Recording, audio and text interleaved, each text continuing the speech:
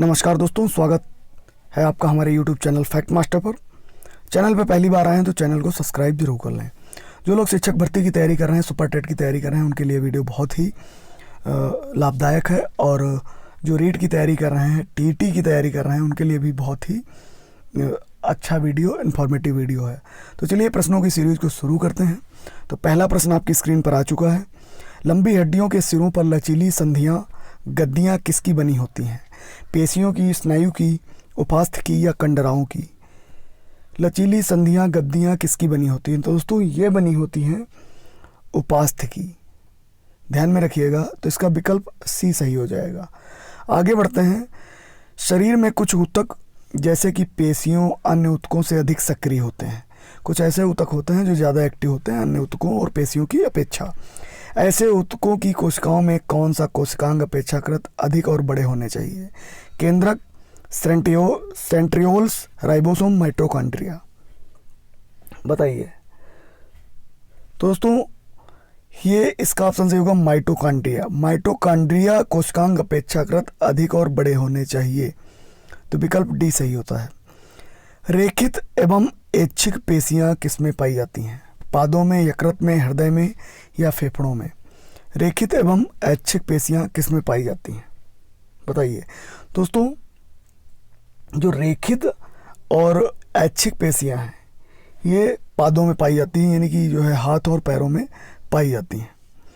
आगे बढ़ते हैं। हमारे शरीर में रोमाभि उपकलाएं किसमें मिल सकती हैं? पित्तवाहिनी में, छोटी आंत या विकर्ण नलिकाओं में या आमाशय में, योनि में या ट्रैकिया, मस्तिष्क की पार्श्व गुहाओं एवं अंड वाहिनियों में? रोमाभि उपकलाएं किसमें मिलती हैं? दोस्तों ये मिलती है ट्रैकिया, मस्तिष्क की पार्श्व गुहाओं और अंड वाहिनियों में। दोस्तों साइंस के ये जो प्रश्न हैं ये प्रश्न बहुत ज़्यादा पूछे जाते हैं, इस वजह से जो है इन प्रश्नों का समावेश इस वीडियो में किया गया है। तंत्रिका कोशिकाएं किस भ्रूणीय स्तर से बनती हैं? एंडोडर्म, मेसोडर्म, एक्टोडर्म या मीसोडर्म? तंत्रिका कोशिकाएं किस भ्रूणीय स्तर से बनती हैं? बताइए। दोस्तों ये बनती हैं एक्टोडर्म से। तो विकल्प सी सही होगा। कंडरा जोड़ती है पेशी से पेशी को। बहुत ही इंपॉर्टेंट और मोस्ट इंपॉर्टेंट प्रश्नों में से एक है। कंडरा जोड़ती है पेशी को पेशी से, हड्डी को हड्डी से, तंत्रिका को पेशी से या पेशी को हड्डी से? बताइए। दोस्तों जो कंडरा होती है ये पेशियों को हड्डियों से जोड़ती है। तो इसका विकल्प सही हो जाएगा, विकल्प नंबर डी। आगे बढ़ते हैं। इनमें से कौन सा लिम्फाइड अंग नहीं है? थाइमस, तिल्ली, टॉन्सिल या यकृत? बताइए। तो दोस्तों थाइमस, तिल्ली, टॉन्सिल ये जो है लिम्फाइड अंग होते हैं और यकृत जो है ये लिम्फाइड अंग नहीं है। स्तनियों में कुप्फर कोशिकाएं किसमें पाई जाती हैं? अग्नाशय में, यकृत या जिगर में, तिल्ली में या फेफड़े में? कुप्फर कोशिकाएं, ये भी बहुत ही इंपॉर्टेंट प्रश्न है। तो दोस्तों कुप्फर कोशिकाएं जो पाई जाती हैं ये यकृत में पाई जाती हैं। तो इसका विकल्प सही होगा, विकल्प नंबर बी। अगला प्रश्न। मीसोथीलियम नामक एपिथीलियम स्तर किसके और चारों ओर होता है? देह गुहा के, गर्भाशयी गुहा के, आहारनाल गुहा के या रुधिर वाहिनियों की गुहा के? मीसोथीलियम नामक एपिथीलियम स्तर। तो ये दोस्तों ये होता है देह गुहा के चारों ओर। तो विकल्प ए सही होगा। किसके चारों ओर की कोशिका कला को सार्कोलेमा कहते हैं? तंत्रिका तंतु, हृदय पेशी तंतु या हृदय पेशियां? कोशिका कला को जो बोला जाता है सार्कोलेमा बोला जाता है। तो किस कोशिकांग के जो है ये चारों ओर होती हैं? दोस्तों जो पेशी तंतु होता है इसके चारों ओर जो कोशिका कला होती है उसको बोलते हैं सार्कोलेमा। स्नायु जोड़ता है, मोस्ट इंपॉर्टेंट प्रश्न, इसको ध्यान में जरूर रखिएगा। स्नायु जोड़ता है हड्डी को हड्डी से, पेशी को पेशी से, हड्डी को पेशी से या पेशी को उपास्थ से? तो दोस्तों स्नायु जो है ये जोड़ता है हड्डी को हड्डी से, और कंडरा किसको जोड़ता है? पेशी से हड्डी को। आगे बढ़ते हैं। समस्थैतिकता या होम्योस्टैटिक नामक पारिभाषिक शब्द का उपयोग किसके विवरण में प्राप्त होता है? होम्योपैथिक दवाइयों में उपयोगित प्राण एवं पादप पदार्थों के जैव तंत्रों की उस प्रवृत्ति के जिनके अंतर्गत पर्यावरण में परिवर्तन के साथ जीवों में परिवर्तन हो जाते हैं। जैव तंत्रों की उस प्रवृत्ति के जिसमें किसी भी परिवर्तन के लिए एक अवरोध होता है ताकि संतुलन अवस्था बनी रहे। आत्मनियमन प्रक्रिया एवं प्राकृतिक नियंत्रणों में व्यवधान के बताइए होमियोस्टेटिस नामक जो है कैसे परिभाषित किया जाता है। दोस्तों ये परिभाषित किया जाता है जैव तंत्र की उस प्रवृत्ति में जिसमें किसी भी परिवर्तन के लिए एक अवरोध होता है ताकि संतुलन अवस्था बनी रहे, तो इसको बोलते हैं क्या, होमियोस्टेसिस। अगला प्रश्न, हिस्टामिन का स्राव करने वाली कोशिकाएं होती हैं यकृत में, संयोजी ऊतक में, वृक्कों में या फेफड़ों में। हिस्टामिन का स्राव करने वाली जो कोशिकाएं होती हैं किस में होती हैं दोस्तों, ये होती हैं संयोजी ऊतक में। अगला प्रश्न, स्नायु एवं कंडराएं जैसे ऊतक होते हैं उपास्थल, पेशीय, अस्थिल या संयोजी, किस प्रकार के ऊतक होते हैं स्नायु और कंडराएं बताइए। दोस्तों ये होते हैं एक प्रकार के संयोजी ऊतक। मोस्ट इंपॉर्टेंट प्रश्न है, इसको ध्यान में जरूर रखिएगा। स्नायु और कंडराएं जो हैं ये संयोजी ऊतक है। आगे बढ़ेंगे। अगला प्रश्न, इनमें कौन सा एक प्रकार का ऊतक है, आहार नाल, यकृत या जिगर, रुधिर या अग्नाशय बताइए। दोस्तों जो रुधिर है ये एक प्रकार का ऊतक है, तो इसका विकल्प सही होगा सी। आगे बढ़ेंगे। हृदय पेशियां रेखित होती हैं और इनके पेशी तंत्र होते हैं सिंसियल एवं ऐच्छिक, अनैच्छिक, बहुकेंद्रिक एवं अनैच्छिक, तर्करूपी अनैच्छिक बताइए कौन सा विकल्प इसमें से सही होगा। दोस्तों ये होते हैं बहुकेंद्रिक और अनैच्छिक, तो इसका विकल्प सही हो जाएगा विकल्प नंबर सी। हैवर्सियन नलिकाएं और तंत्र कहाँ पाए जाते हैं, पक्षियों की हड्डियों में, मेढक की हड्डियों में, उपास्थियों में, केवल स्तनियों की हड्डियों में बताइए। दोस्तों जो हैवर्सियन नलिकाएं हैं और तंत्र ये केवल स्तनियों की हड्डियों में पाए जाते हैं, तो इसका विकल्प सही होगा विकल्प नंबर डी। आगे बढ़ेंगे।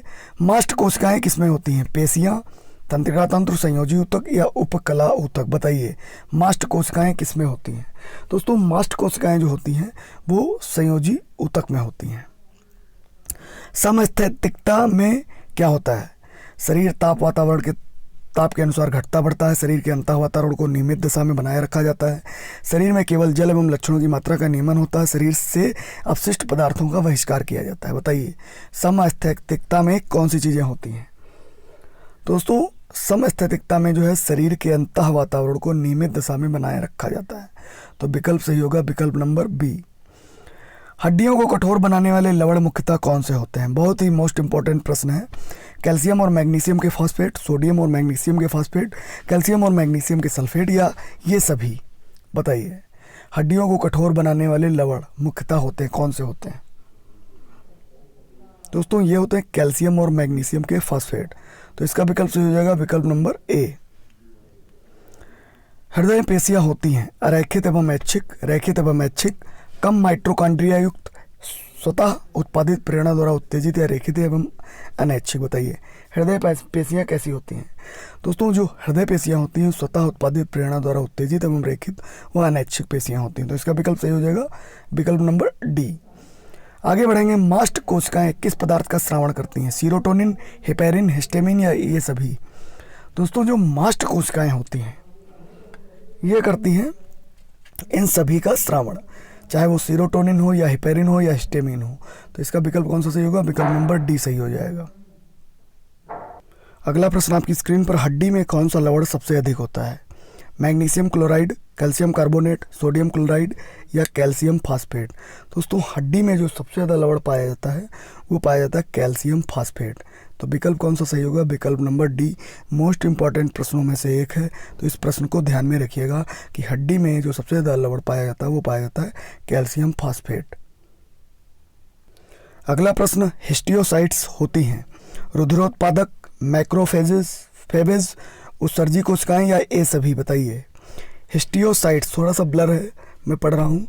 हिस्टियोसाइट्स क्या होती हैं, तो दोस्तों हिस्टियोसाइट्स जो होती हैं वो होती हैं मैक्रोफेजेज, तो इसका विकल्प बी सही होगा। स्तनियों की अस्थि उपास्थि से किसकी उपस्थिति भिन्न होती है, हैवर्सियन नलिकाएं, कोलेजन तंतु, रुधिर वाहिनियाँ या लसिका वाहिनियाँ बताइए। दोस्तों स्तनियों की अस्थि और उपास्थि से उपस्थित में भिन्न होती है, अभी मैंने बताया था कि हैवर्सियन जो नलिकाएं हैं ये स्तनियों में पाई जाती हैं, तो विकल्प इसका ए सही होगा। अस्थि को पेशी से जोड़ने वाली रचना कौन सी है? इसका उत्तर आप लोग दे देंगे, कंडरा, स्नायु, उपास्थि या इनमें से कोई नहीं। अस्थि को पेशी से जोड़ने वाली कौन सी होती है बताइए? अभी मैंने बताया दोस्तों, कंडराएं जो होती हैं ये अस्थि को पेशी से जोड़ती हैं, तो विकल्प ए सही हो जाएगा। प्रोटीन की कमी से कौन सा होता है बताइए? एथेरोस्क्लेरोसिस, क्वासरकोर, बबल सिंड्रोम या न्यूरोलेथरिज्म, बताइए कौन सा होता है? प्रोटीन की कमी से होता है दोस्तों, प्रोटीन की कमी से आप सभी जानते हैं क्वासरकोर होता है, बहुत बार पूछा गया है, तो विकल्प इसका बी सही हो जाएगा। एफ्लाटॉक्सिन नामक खाद्य विषाक्तता किसके कारण होती है? जीवाणु, ऑक्सीजन की कमी से, वायरस से या कवक से, बताइए दोस्तों? ये होती है कवक के द्वारा। एफ्लाटॉक्सिन जो विषाक्तता होती है, फूड पॉइजनिंग होती है, कवक के द्वारा होती है। गर्भवती महिला को दैनिक आहार में कितनी मात्रा में आयरन की संतुति की गई है? 5 मिलीग्राम, 10 मिलीग्राम, 20 मिलीग्राम या 40 मिलीग्राम, बताइए गर्भवती महिला को दैनिक आहार में कितना आयरन जो है, कितने मिलीग्राम आयरन लेना चाहिए? दोस्तों ये लेना चाहिए लगभग 40 मिलीग्राम, तो इसका विकल्प सही हो जाएगा विकल्प नंबर डी। किसमें सर्वाधिक मात्रा में प्रोटीन पाया जाता है? अंडा, मछली, दूध, गेहूं, बताइए दोस्तों? दिए गए विकल्पों में जो है प्रोटीन किसमें सबसे ज़्यादा पाया जाता है? दोस्तों मछली में जो है प्रोटीन सबसे ज़्यादा पाया जाता है दिए गए विकल्पों में। किस पदार्थ के ऑक्सीकरण में सर्वाधिक ऊर्जा प्राप्त होती है? प्रोटीन, कार्बोहाइड्रेट, वसा, खनिज एवं विटामिन, बताइए दोस्तों? ऑक्सीकरण से सर्वाधिक ऊर्जा प्राप्त होती है किसके ऑक्सीकरण से? बहुत ही अच्छा प्रश्न है, बहुत ही इंपॉर्टेंट है दोस्तों। वसा के ऑक्सीकरण से जो है सर्वाधिक ऊर्जा प्राप्त होती है। 1 ग्राम वसा के ऑक्सीकरण से कितने कैलोरी ऊर्जा मिलती है? 9.3, 4.1, 7.5 या 10.5, बताइए 1 ग्राम वसा के ऑक्सीकरण से कितने कैलोरी ऊर्जा मिलती है? मोस्ट इंपॉर्टेंट प्रश्न है। तो दोस्तों लगभग मिलती है 9.3 कैलोरी ऊर्जा मिलती है 1 ग्राम वसा के ऑक्सीकरण से। शरीर में कौन सा जल का कार्य नहीं है? यह एक आदर्श विसर्जन माध्यम होता है, स्वयं जल में चक्र गति होती है, जल स्वयं एक मेटाबॉलिक पदार्थ का कार्य करता है, जल अम्ल क्षार संतुलन में निष्क्रिय भूमिका का निर्वहन करता है, बताइए दोस्तों? शरीर में जो जल का कार्य नहीं है, ये ए और बी और सी तीनों कार्य हैं, निष्क्रिय भूमिका का निर्वहन करता है, ये कार्य नहीं है, तो इसका विकल्प सही हो जाएगा विकल्प नंबर डी। इसी क्रम में आगे बढ़ेंगे। प्रोटीन के निर्माण में किस तत्व की आवश्यकता होती है? जिंक, कॉपर, पोटेशियम या नाइट्रोजन, बताइए। तो दोस्तों प्रोटीन के निर्माण में जो आवश्यकता होती है वह नाइट्रोजन की आवश्यकता होती है, तो इसका विकल्प सही हो जाएगा विकल्प नंबर डी। आगे बढ़ेंगे। हीमोग्लोबिन तथा साइटोक्रोम का घटक है जिंक, किसका घटक है? जिंक का, कॉपर का, आयरन का या मैग्नीज का, बताइए। तो दोस्तों हीमोग्लोबिन और साइटोक्रोम ये आयरन के घटक हैं, तो विकल्प सही हो जाएगा सी। आगे बढ़ते हैं। यदि कोई व्यक्ति केवल दूध, अंडे और रोटी पर गुजारा करे तो उसे कौन सा रोग हो सकता है? रतौंधी, रिकेट्स, बेरी, स्कर्वी, बताइए। दोस्तों केवल दूध और अंडे, रोटी से अगर गुजारा करेगा तो उसे स्कर्वी हो जाएगा, ठीक है। किसकी कमी से होता है? कमेंट बॉक्स में आप हमें बताएंगे स्कर्वी किसकी कमी से होता है। रक्त का थक्का जमने के लिए आवश्यक विटामिन थायमिन, टोकोफेरॉल, नेफ्थोक्विनोन या फोलिक एसिड, बताइए। रक्त का थक्का जमने के लिए आवश्यक विटामिन कौन सा है? बहुत ही अच्छा प्रश्न है दोस्तों, यह है नेफ्थोक्विनोन। विटामिन ए का उत्कृष्ट स्रोत कौन सा है? गाजर, पका आम, धनिया पत्ती या पेठा। तो दोस्तों विटामिन ए का जो उत्कृष्ट स्रोत माना गया है वो क्या माना गया, बताइए। गाजर, धनिया पत्ती, पका आम, पेठा। दोस्तों ये माना गया है गाजर, तो इसका विकल्प सही हो जाएगा विकल्प ए। विटामिन सी का सर्वोत्तम स्रोत कौन सा है? आंवला, संतरा, कागजी नींबू या कमरख, बताइए। वैसे तो सब में विटामिन सी पाया जाता है, लेकिन जो कागजी नींबू होगा इसमें जो है विटामिन सी की मात्रा सर्वाधिक होगी। थायमिन का सर्वोत्तम स्रोत कौन सा है? काजू, अखरोट, बादाम या बेल, बताइए। दोस्तों थायमिन जो पाया जाता है वो काजू में सर्वोत्तम पाया जाता है। सर्वाधिक कार्बोहाइड्रेट किस खाद्यान्न में पाया जाता है? गेहूं, चावल, मक्का या ज्वार। दोस्तों सर्वाधिक कार्बोहाइड्रेट जो पाया जाता है वो पाया जाता है मक्के में। इनमें से किस रूप में विटामिन बी कॉम्प्लेक्स कार्य करते हैं? शाह एंजाइम, एंजाइम, हार्मोन या पाचक पदार्थों में, बताइए। इनमें से किस रूप में विटामिन बी कॉम्प्लेक्स कार्य करते हैं? तो दोस्तों जो विटामिन बी कॉम्प्लेक्स हैं वो कार्य करते हैं एक सह एंजाइम के रूप में। तो इसका विकल्प सही हो जाएगा विकल्प ए। मध्यम वसा बनती है ग्लाइकोजन से, ग्लिसरॉल एवं मसीह अम्ल से, ग्लूकोज एवं ग्लिसरॉल से, या कार्बनिक यौगिकों से। बताइए मध्यम वसा किन से बनती है? दोस्तों जो मध्यम वसा बनती है वो ग्लिसरॉल और वसी अम्लों से बनती है। तो विकल्प सही हो जाएगा विकल्प बी।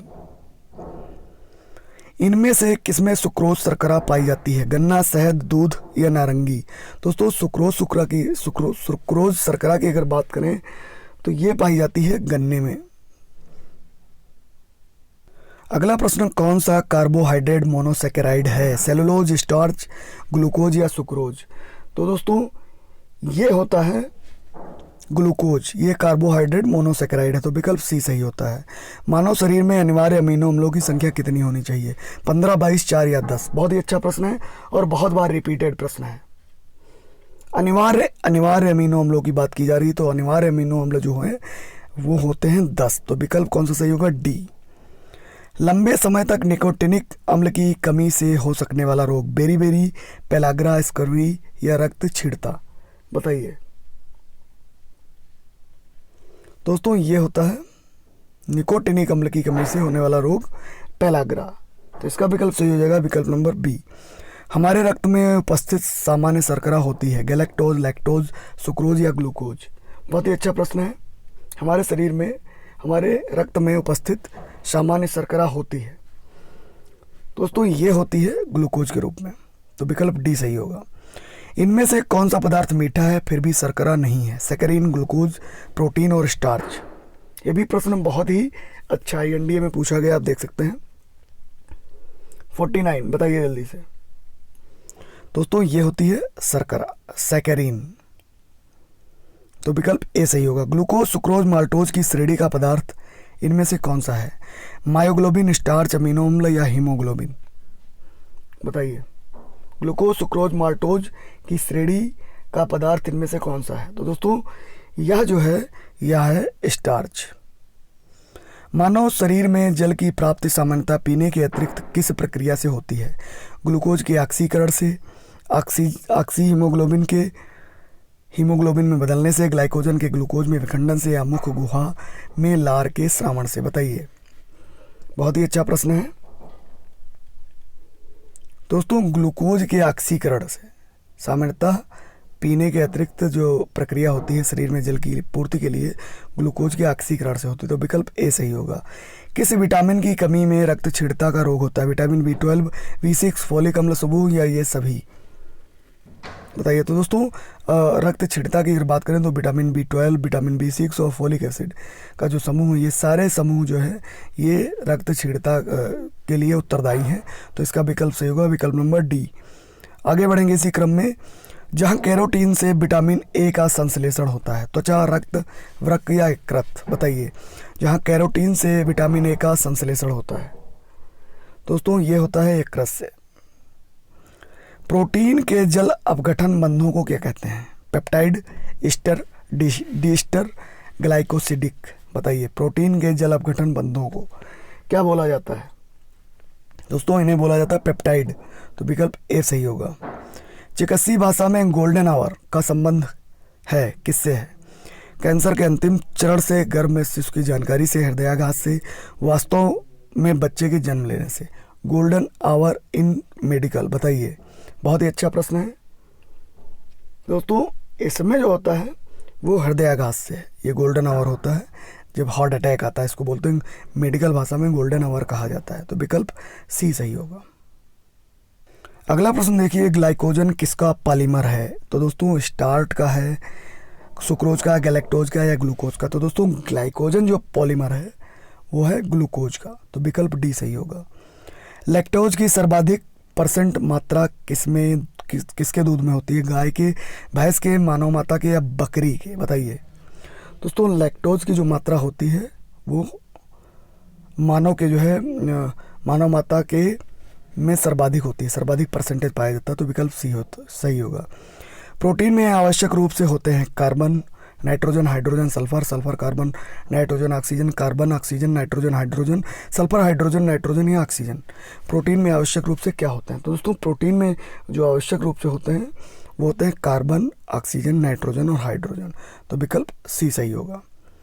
किस विटामिन की अनुपस्थिति से शरीर में कैल्शियम की कमी हो जाती है? सी, बी, डी, ई, बताइए किसकी कमी से कैल्शियम हो जाता है? आप सभी को पता होगा कैल्शियम होता है विटामिन डी की कमी से। तो विकल्प सी सही होगा। हमारे भोजन में संरचनात्मक खाद्य पदार्थ हैं वसा, विटामिन, कार्बोहाइड्रेट, खनिज, विटामिन एवं खनिज, प्रोटीन एवं कार्बोहाइड्रेट। बताइए कौन सा विकल्प इसमें से सही होगा? तो हमारे भोजन में जो संरचनात्मक खाद्य पदार्थ होते हैं वह होते हैं विटामिन और खनिज। तो विकल्प इसका कौन सा सही होगा? सी।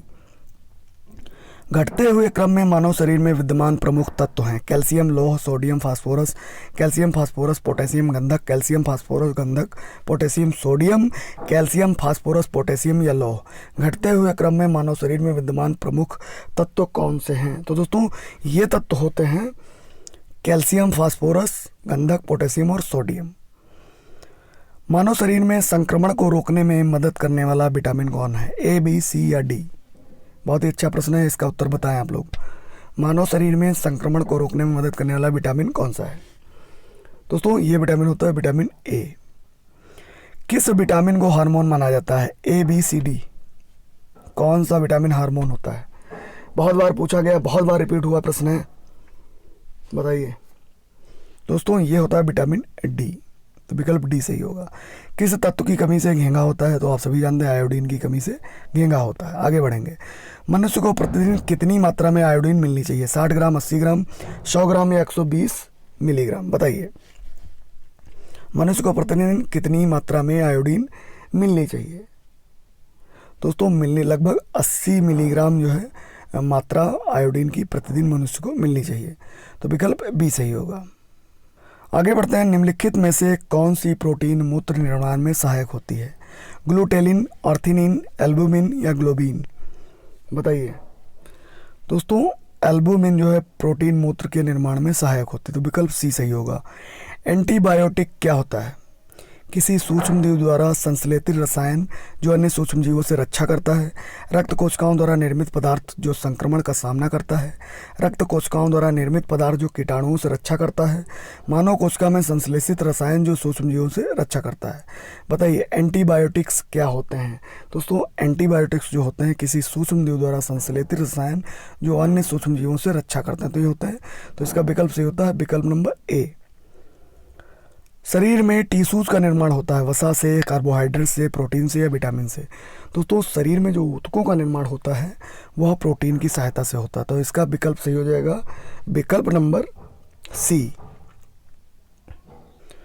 मनुष्य में एफ्लाटॉक्सिन खाद्य विषाक्तन द्वारा सामान्यतः कौन सा अंग प्रभावित होता है? हृदय, फेफड़ा, वृक्क या यकृत? बताइए दोस्तों इसमें जो प्रभावित होगा वो यकृत प्रभावित होगा। विकल्प डी सही होगा। क्लोरोमाइटेसिन क्या है? प्रतिरोधी है, प्रतिअवसाधक है, पीड़ाहारी या प्रतिजीवाणुक है? बताइए कौन सा विकल्प सही है? क्लोरोमाइसेटिन क्या है? दोस्तों ये है प्रतिजीवाणुक। निम्नलिखित में से सबसे मीठी शर्करा कौन सी होती है? Sucrose, glucose, fructose, maltose? बहुत बार पूछा गया प्रश्न है और अक्सर जो है ये रिपीट होता है। तो आप बताइए कि निम्नलिखित में से सबसे मीठी शर्करा कौन सी होती है? सुक्रोज, ग्लूकोज, फ्रक्टोज या माल्टोज? दोस्तों ये होती है फ्रक्टोज, सबसे मीठी शर्करा। निम्नलिखित में से किस कोशिका में इंसुलिन स्रावित होता है? अल्फा कोशिका, डेल्टा, तंत्रिका कोशिका, बीटा कोशिका? इंसुलिन की कमी से मधुमेह होता है। बताइए दोस्तों ये होती है बीटा कोशिकाएं। तो इसका विकल्प सही होगा डी। अधोलिखित में से कौन सा विटामिन एवं उसकी कमी वाला रोग सुमेलित नहीं है? आपके सामने ये दिए हुए हैं, इनमें से कौन सा सुमेलित नहीं है? बताइए। तो दोस्तों कैल्सीफेरॉल, अस्थिरगुणता ये सुमेलित है। नियासिन पेलाग्रा ये भी सुमेलित है। कोबालामीन संघातिक जो है रक्त अल्पता या एनीमिया। राइबोफ्लोबिन जो है ये सुमेलित नहीं है। तो इसका विकल्प सही हो जाएगा विकल्प नंबर डी। आगे बढ़ते हैं। निम्नलिखित में से किस पर रोक नहीं है जिसे एथलीटों द्वारा प्रदर्शन सुधारक पदार्थ के रूप में उपयोग में लाया जाता है? मानव वृद्धि हार्मोन, टेस्टोस्टेरोन, एरेथ्रोपोइटिन या कोलोस्ट्रम? बताइए जो एथलीटों द्वारा प्रयोग भी किया जाता है और कोई रोक नहीं है। तो दोस्तों ये होता है एरेथ्रोपोइटिन। तो इसका विकल्प सही होगा विकल्प नंबर सी। उम्मीद है आपको दोस्तों वीडियो पसंद आया होगा। वीडियो पसंद आया तो अपने दोस्तों के साथ व्हाट्सअप और फेसबुक पे शेयर कीजिए। साथ ही साथ हमारे चैनल पे पहली बार आए हैं, शिक्षक भर्ती की तैयारी कर रहे हैं, सुपर टेट की तैयारी कर रहे हैं, सीटेट और यूपी टेट या किसी भी अदर स्टेट की तैयारी कर रहे हैं तो निश्चित रूप से हमारे चैनल से जुड़ जाइए। वीडियो कैसा लगा कमेंट बॉक्स में बताइए, अपने दोस्तों के साथ शेयर कीजिए। जल्दी मिलेंगे एक नए इन्फॉर्मेटिव वीडियो में, तब तक के लिए नमस्कार।